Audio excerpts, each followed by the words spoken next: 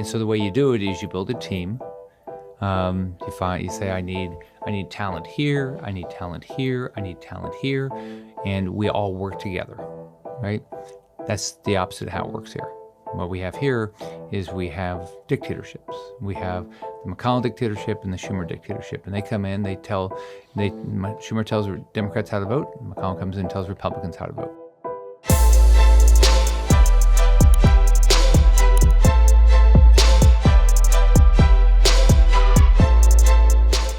Thank you so much for tuning into the Signal Sitdown, but before we get to the interview, we'd love it if you'd hit that like and subscribe button on YouTube, Spotify, or wherever you may be joining us.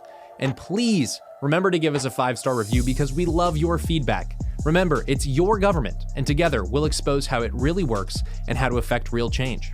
Without further ado, here's the interview. Senator Rick Scott, welcome to the Signal Sitdown. Oh, this is fun. This is fun. I know. We got the whole studio set up. It's great to have the show here. Congratulations. Thank you very much. And it's, the whole point of this show is to talk about how the sausage really gets made in Washington, D.C. You've been in the business world. Now you're in the politics world. A lot of ugly sausage gets made in this town. When I go home, when I travel the country, people tell me, oh, you really must hate Democrats or you must hate liberals. I go, most days I wake up in the morning more upset at the Republican Party than I do the Democratic Party because I know who the liberals are. I know who the Democrats are. Ostensibly, the Republican Party is supposed to be the party of the conservatives, right? And time again, especially in this Congress, we've seen Republicans act against conservative interests. Why? You know what makes you mad is we do have a good Republican Party around the country. Yeah. Right? I'm up this year. I'm doing events all around the state. We've got a great Republican Party in Florida. But you come up here and they sort of people forgot what they ran on. Like, how did we get to $35 trillion of the debt? Open border. No accountability of the executive branch. Look at the regulatory environment. It's out of control. You can't get a permit. And what are the Republicans in D.C. doing? I think it's really tied to how we run ourselves in leadership. Mm-hmm. We're gonna. The latest is it looks like they're trying to get us another omnibus in December. Right. So you have to feel good because you're paying for $90 million to improve Nancy Pelosi's neighborhood. You're paying for if you like opera, you're paying for a new opera house in Pennsylvania. I can go on. Last year there's 8,000 earmarks like that. Yeah. And Republicans voted for it. And as we are speaking, it will probably be resolved by the time the episode comes out. We're waiting for the House to vote for the CR, clean CR. We're waiting. Yeah. Schumer's already taken the procedural step. Yeah, they say it's clean. Have you looked at how many pages of stuff? Yeah, exactly. 49 pages to continue 4,000 pages of spending determined last year. But this leads into my question, right? Schumer's taken the procedural step to go forward with the CR. Johnson's going to have the House voting on the CR most likely in the coming 24 to 48 hours. We had a chance to pass a continuing resolution plus the SAVE Act, which would have stopped illegal immigrants from voting in federal elections. Pretty basic. And so Democrats said at first, well, this is unnecessary because federal law already prevents illegal immigrants from voting in elections. And then they said it was a poison pill, as in it'll do something very, very, quote unquote, damaging to the country if illegal immigrants don't vote in federal elections. So it's either it does nothing or it does everything. You can't have it both ways. And yet, with this strong hand, Republican leaders can't seem to move the ball forward. What are the impediments? I think Speaker Johnson is dealing with a very raucous GOP, right? Like the House right now seems to be actually 3 parties instead of 2. It's the mainstream Republicans. It's the House Freedom Caucus Republicans, so the real conservative types. And then there's the Democrats. Every single time we get to a point like this, the Republican Party fails to score wins when the Democrats are on the back foot. I mean, is this because Johnson can't manage his own affairs, or is this because they're not getting enough help from the senior colleagues in the Senate? Where is this coming from? Well, I think Speaker Johnson is working hard at his job. I mean, I think it's he doesn't have a big majority, which makes it hard. I think a lot of people are fed up that we're not dealing with the issues that we said we're going to deal with when we came up here. So some people just want to say, I'm not going to, we need to pass spending bills. Mm-hmm.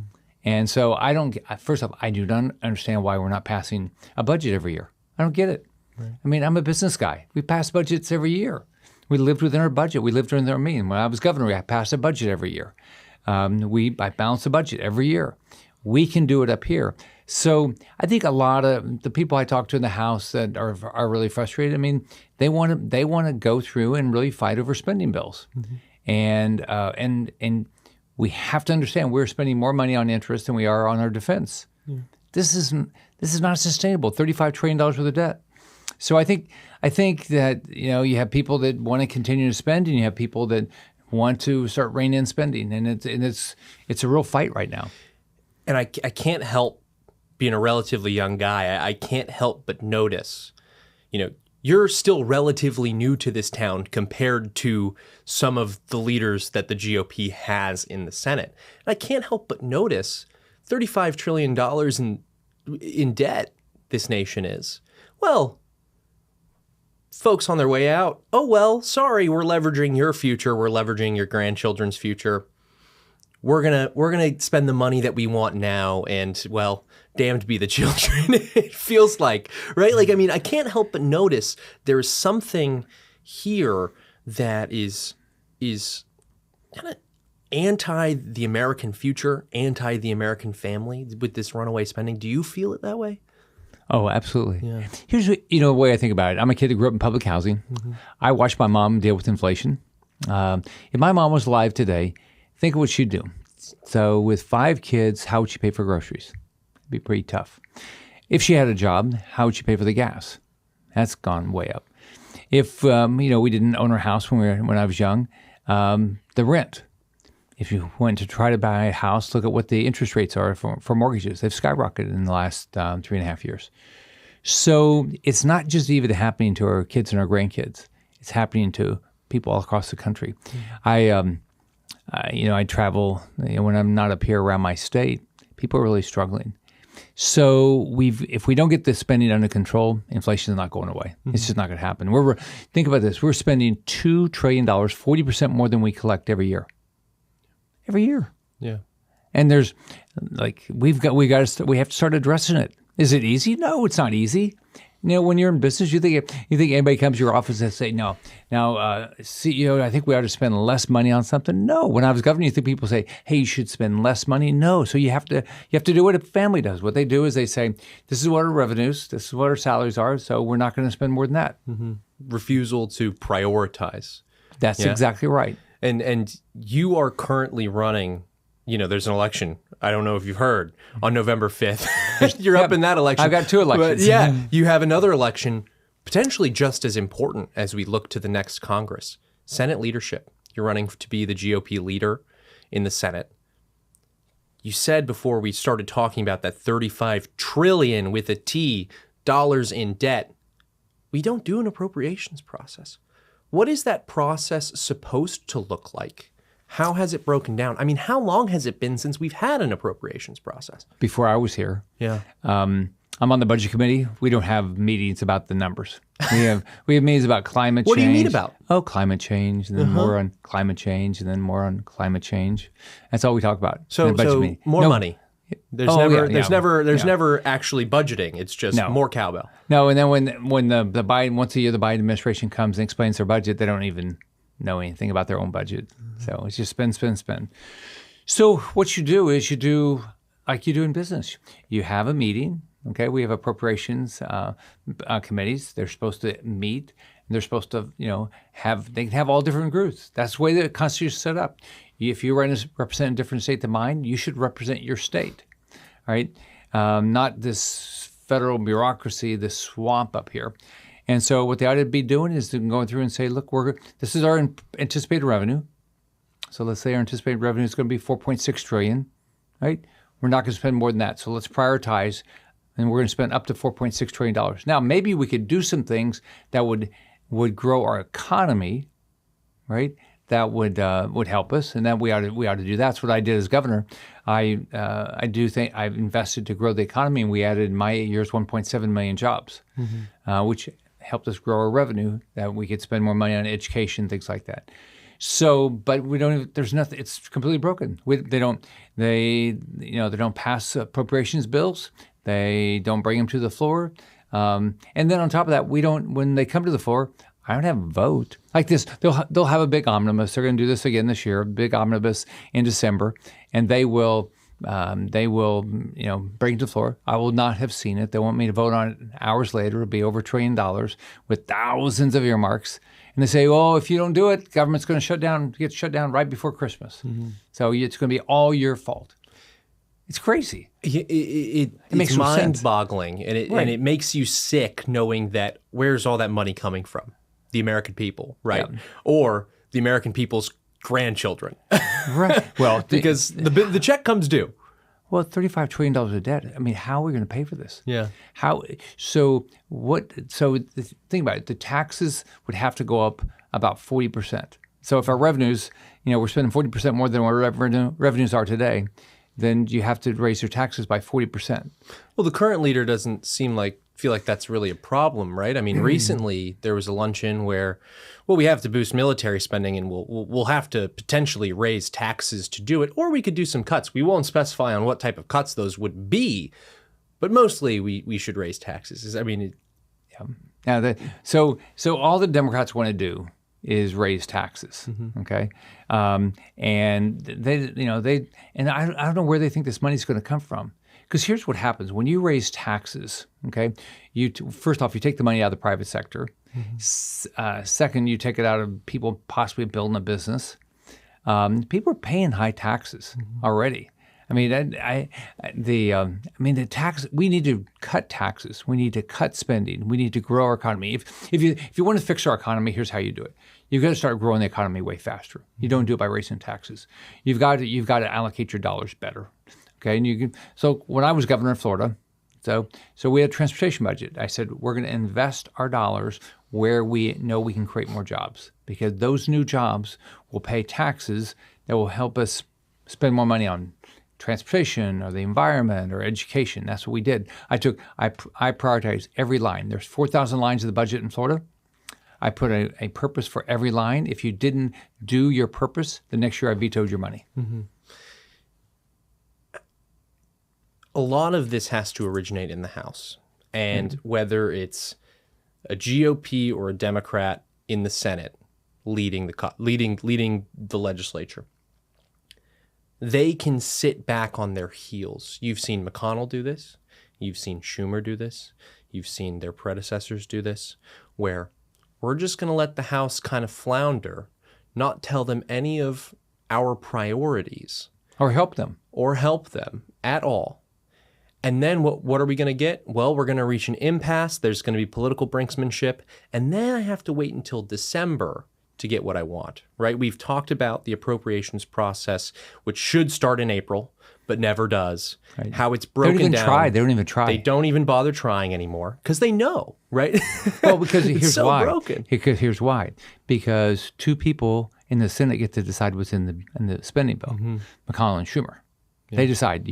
I'm a U.S. senator from the third biggest state.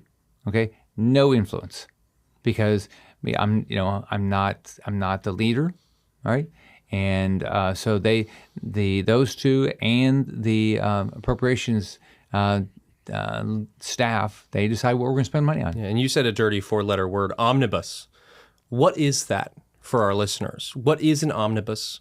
And you mentioned it, right? It's determined by Schumer and McConnell, those spending levels.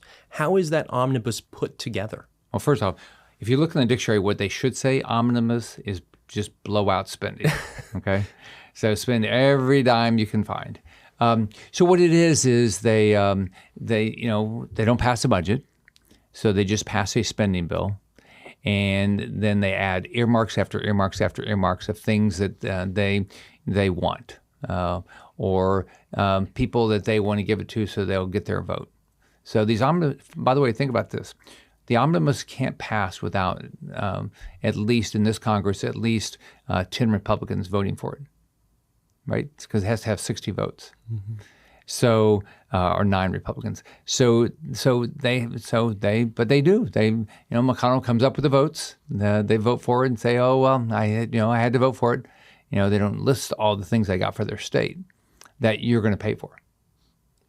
I mean, it makes you mad. It doesn't, you would never, if anybody went home and said, hey, this is what I'm going to do to you, you wouldn't win your election. Well, it's not even how you manage a household, let alone a country, no. Right? Not at all. Whether we're talking about the actual spending levels or we're talking about, like, would you do this to your wife? No, of course not. I wouldn't do it to my wife, my kids, my grandkids. Exactly. And my friends. But yet,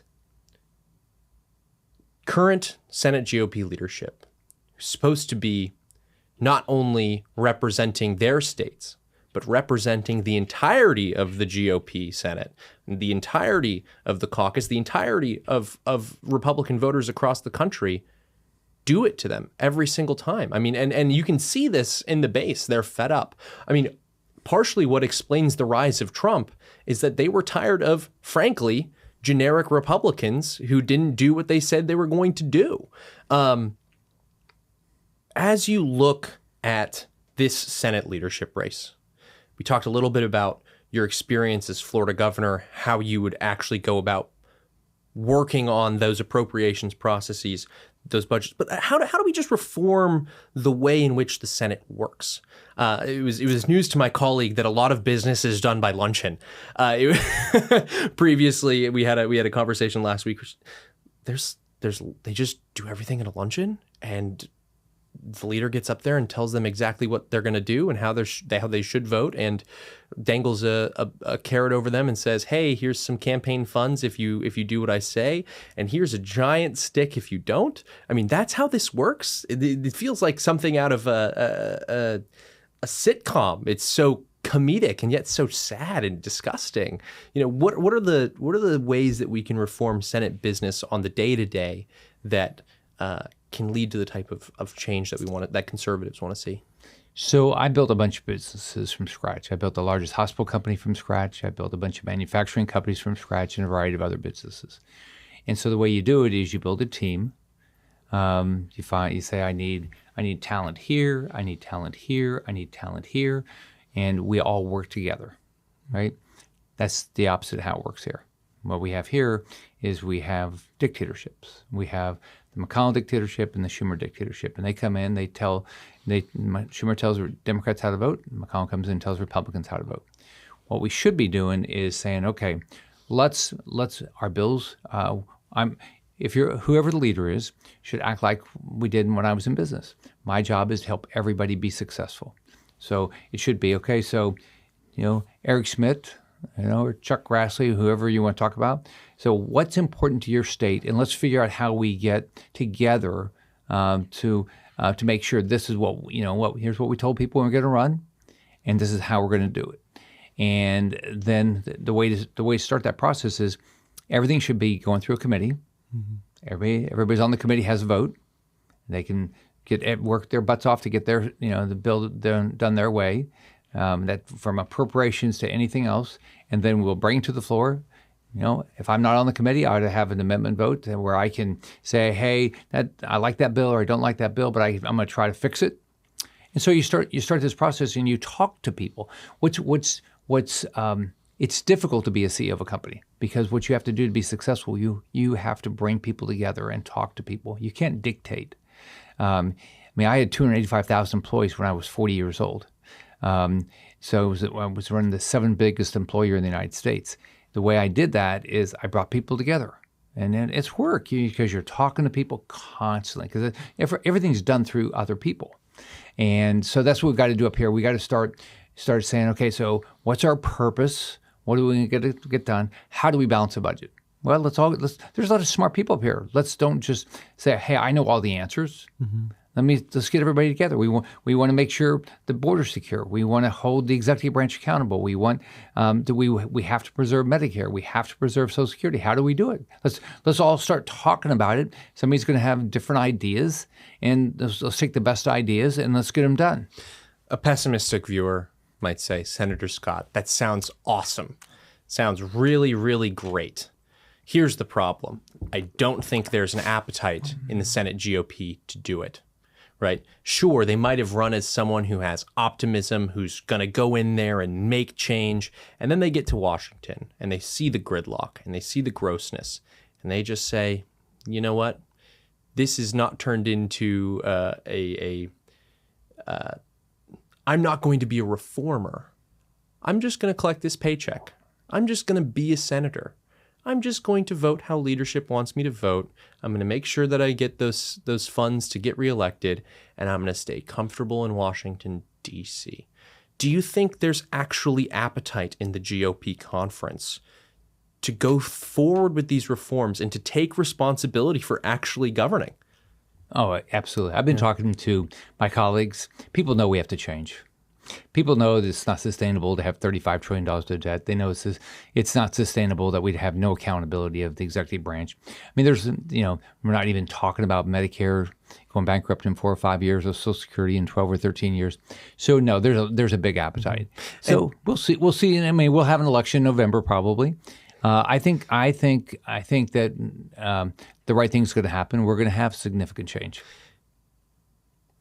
This Congress might have laid some of the groundwork for that in the border bill fight, in the previous appropriations fight, in the supplemental funding bill fight, which was tied to the border fight. When you look at that and you see how the conference at some steps of the way has rebuffed the current GOP leader, what conversations do you have about those instances? Is that proof to you that there is appetite for change, that these people, that these senators want to take on that responsibility? Like, is that your source of optimism right now, or is it something else? Well, number one, I ran against McConnell at the end of the 22 cycle. I didn't win. But what happened is we started really having real conversations. You're right, unfortunately, we have a lot of our conversations just at a lunch meeting instead of having getting everybody together and have a conference meeting to try to, flesh out some better ideas, but that's fine. Even at our lunch meetings, we're having a robust conversation.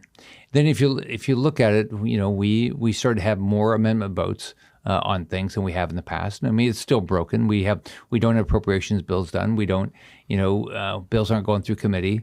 So just like the continuing resolution that didn't go through any committee. Just a couple people negotiated it, and they bring it to us, and then it's an up or down vote. I doubt that there'll be any amendment votes.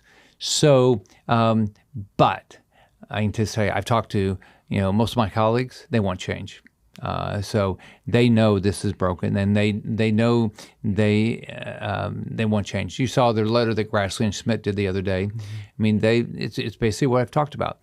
Bills ought to go through committee. We ought to have amendment votes.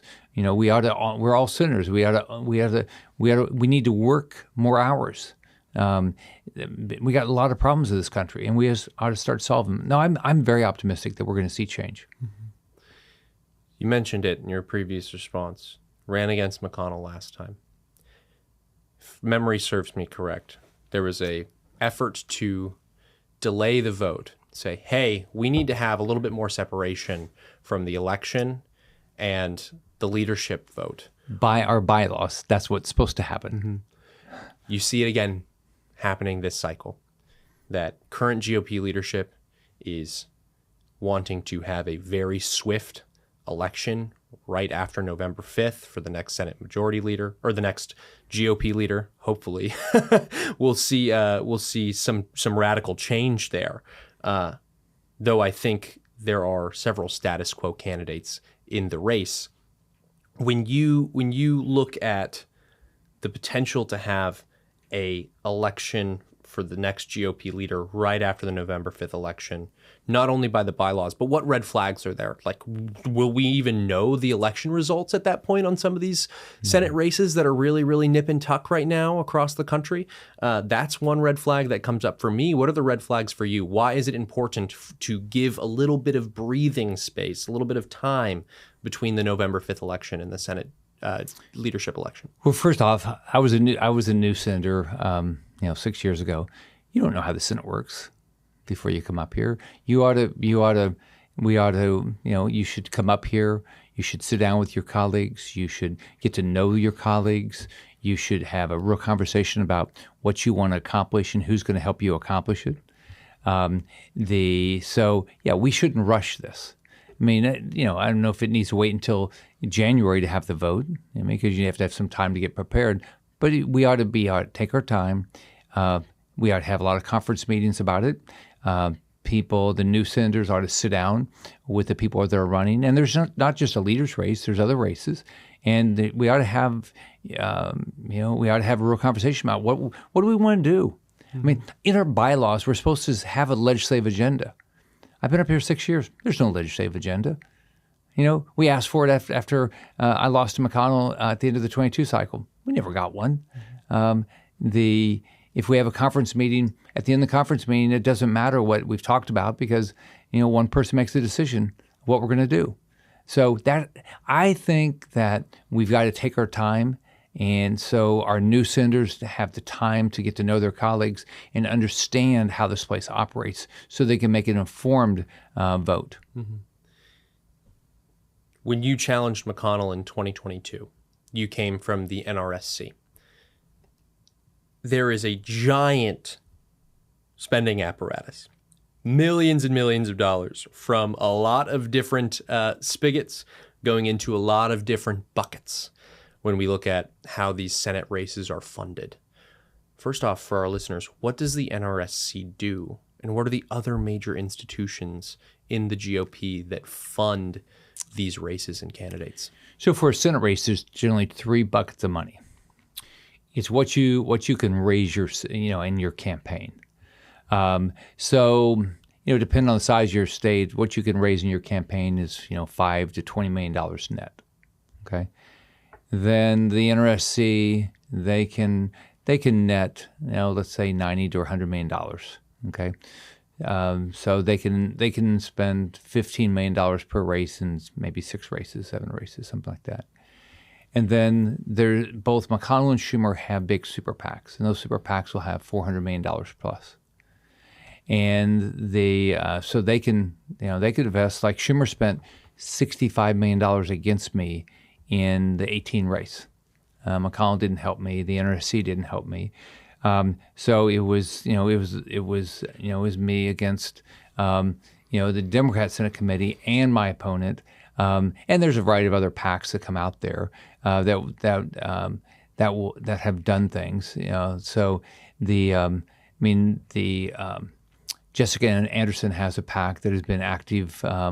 She's been growing that. So she's got one that's doing grassroots, and I think they're involved in 4 states right now. Where we have challengers that can win. So there'll be groups like that. But the biggest monies so far has been the first 3, and then the one that Jessica Anderson's running. They've done actually really well this last cycle and this cycle. Those big 3, not unusual for them to disagree about how to spend money in these campaigns. How are those issues adjudicated when they do come up? Well, I think that historically, it wasn't like that when I ran the NRSC, but historically, it seemed like McConnell, made the decision how the NRSC money was spent and how SLF was spent. Now, I think Stephen Law runs the Senate Leadership Fund, which is McConnell's fund. But so who knows exactly who's making the call? But there appears that you look at the cycle. I mean, the NRC and SLF, they're generally investing in the same races. They're not investing in my race. So I mean, I ran against McConnell. He's not going to help me. He didn't help me. He didn't help me in 18. But this is to the point, right, where you get into governance by luncheon, and leadership says, "This is what we're doing. Get on board or get run over." And by the way, here's how much money I've raised. Yeah. Here's how I'm going to spend it. You must spend the lunches. Yeah. But I hear this from your colleagues all the time, right? Yeah. Whenever they want to shake things up, they hit a massive block from Senate leadership. And oftentimes that comes with a veiled or explicit threat of, I'm going to pull your campaign funding. I'm not going to help you. I'm going to signal, not directly tell maybe, but I'm going to signal to the DNC or the Chuck Schumer and his acolytes that they should pour as much money into your race as possible because we're not helping you. We're not even throwing you a life raft. Right.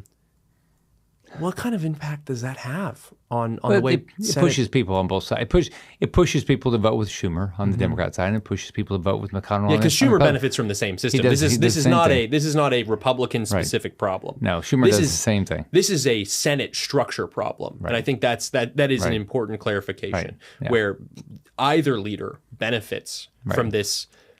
Patronage, this feudalist system that currently prevails in the Senate.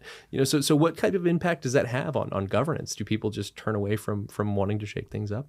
Oh, of course. Yeah. I mean, because it's work to raise money, right?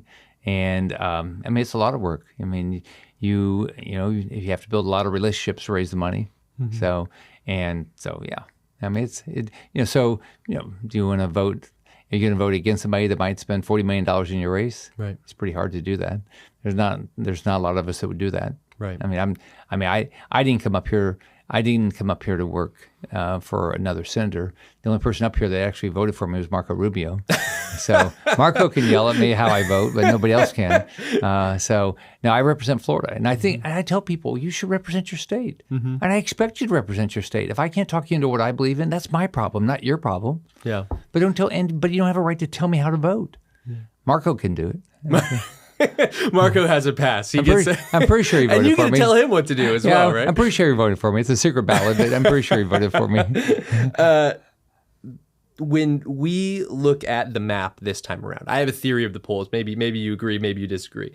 Either the Senate polls right now are correct, and that means that we have a great shot in West Virginia. Obviously, we have a good shot in Montana. To Ohio, but yet there are some candidates that are down, right? Luckily for the Republican Party, there is only a few seats that needed to be. We only need to pick up 2 seats. They'll always say, like, that's all that matters is we get the majority. And of course, McConnell's going to say that because that provides himself more power. But the majority does end up mattering at the end of the day. It matters. It definitely matters. I mean, you get to dictate business, etc. All the things that we've been talking about. Either those polls are correct and Republicans narrowly eke out a majority, or potentially the national presidential polls are correct. In that case, we know that Republicans are regularly undercounted in these polls. Kamala, for all the Kamalamentum or whatever the heck they're calling it, has been unable to pull out of the margin of error from President Trump. That looks like a really, really good scenario for Republicans. That means that we could pick that the GOP could pick up 5, 6 seats. Wouldn't that be great? Wouldn't that I mean, that's a maximalist approach. But if there's a big sweep across the board, that means that you're getting Jim Justice, John Tester's out, Bernie Moreno's in, Carrie Lake's in, and that's 4 right there. What does a larger majority, what does like this maximalist Republican win scenario provide for the GOP conference moving forward? Right. It looks like the only tough races to defend are Ted Cruz's and mine. So you're right. So if we can keep those, win West Virginia, and get 3 or 4 others, then we would have, it would be easier to pass legislation. You still have to get to 60 votes, but it would be easier to pass legislation. Easier to get reconciliation done, which is where you can improve your tax policy, pass your budget, things like that, improve your budget. So that would be the real benefit. But get a majority is number one priority because that gives you the ability to decide what we vote on. All right. Then the bigger majority you have, it helps us now. But in 2 years, we have more seats to defend. So hopefully, we could do well in 2 years and hopefully not lose seats. But if we lost one or two, we wouldn't lose the majority. On top of that, it's really important to the president. So if Trump doesn't have a majority in the House and the Senate, it's going to be difficult for him. The Democrats are not going to help him get anything done. They'll probably do what they did last to him. If we don't have a majority in the House, they'll impeach him over something because they don't care. This is out for the Democrats. This is all about just power. So I'm optimistic. We have great candidates. If you look across the board, we had great candidates in 22, but we have great candidates again this year. Sheehy and Moreno and Sam Brown and Kerry Lake and McCormick and Rogers and Hovde, Larry Hogan. We got a lot of great candidates all across the country. Kung Kao here in Virginia. So we've got a lot of great candidates. So it would be great if we have a big election night. Trump. I think Trump's going to win. They've always undercounted his, where he is. If you go back and look at the polls and hit the results in 16 and 20. So if you look at where he is now, it sure looked like he's going to have a nice win. Explain that delta for our viewers. Yes, 52 or 51, you still have the majority. You still get to dictate business. But 54, 55, 56. I mean, for people in this town, right, the politicos, the operatives, the consultants that run around, there is a massive, massive difference between those two deltas. What kind of difference does that provide? Number one, on the committees, we'll have, if we just have a simple majority, we have one more vote. But if we have a bigger majority, we could have two more votes on every committee. That's a big deal in trying to get legislation passed. And that for conservatives, that can maximize the wins. Right, because if you lose one person over a bill, you still get the bill passed in the committee. Lisa Murkowski doesn't. I don't want you to talk bad about your colleague, but Lisa Murkowski can't hold up a very conservative bill because she's mostly moderate, right? Right. So what you see is that you can lose one or two Republicans for whatever reason. It's not as good, right? Let's assume it's not good for their state somehow, but you can still get it done. But then on top of that, in 2 years. Then if we have a nice majority in 2 years, when we have more that we have to defend, it's unlikely that we'll lose the majority. So it would be unbelievable if we could get a bigger majority this cycle. It would help us govern and help us in 26 and 28. You mentioned 2022. I don't mean to give you flashbacks. It looked very similar. Republicans gained momentum towards the end of the election cycle, an advantageous map for Republicans, and yet Republicans fall flat. What has the GOP learned through that experience of failing to capture that momentum and turn that into election victories? And how is the Senate going to go about preventing that happening again? How is the Senate GOP going to prevent that failure to have a red wave? Well, number one, you have to raise. The Democrats seem to have more money, so you're going to have to try to do your best to raise more money. That's number one because that helps you get the vote out. Number two is we got to get our Republicans to vote. If you go back to the 22 cycle, unfortunately, people just didn't show up to vote that we thought were going to vote, and I think generally it was over just one issue or so. But you've got to address all the issues, and you've got to get your vote out. I'm the only Republican that won in 2018 in a swing state in the Senate because I got my vote out. It was easier because I was the sitting governor, so people knew me. We'd gone through a lot of hurricanes together. We had changed the economy, so people feel comfortable with what I had done as governor. So. But we got to get our vote. You just got to bust your butt to get people to vote. You got to, and it's bugging people to go vote. A lot of people just show up. There's a lot of people that you got to keep saying, The election's tomorrow. How can I help you get there? Yeah, how can I help you get there? Well, sometimes other people just take their ballots and fill them out for them, but we'll leave that there. Yeah. This has been a fantastic conversation. In closing, why should the people listening care not only about November 5th, but this Senate leadership election that follows? What are the direct implications for the American voter? Because some people sit at home and say, you guys are the Senate GOP. We put you there to represent us. Figure it the hell out yourselves.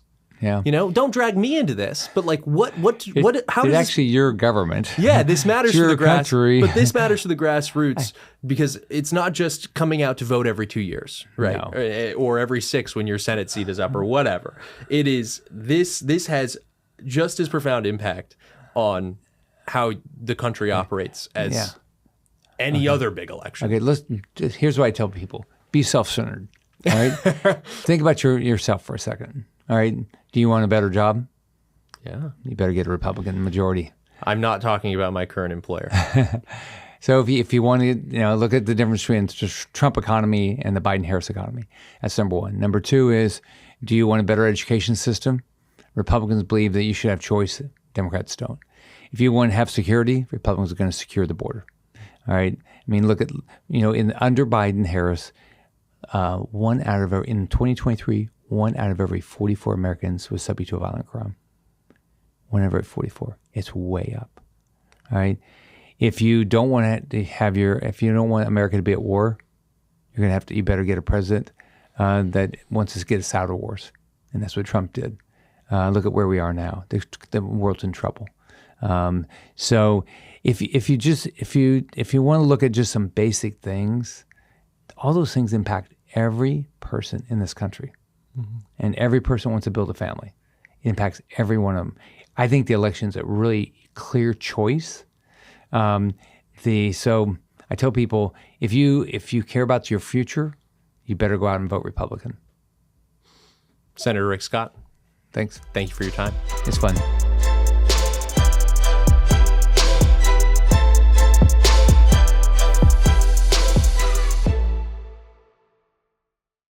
Thank you so much for tuning into the Signal Sitdown. Before you go, be sure to hit like and subscribe on YouTube, Spotify, or wherever you may be joining us. And please remember to give us a 5-star review. We not only love your feedback, but it really does help the show. Remember, it's your government, and together we'll expose how it really works. See you next time.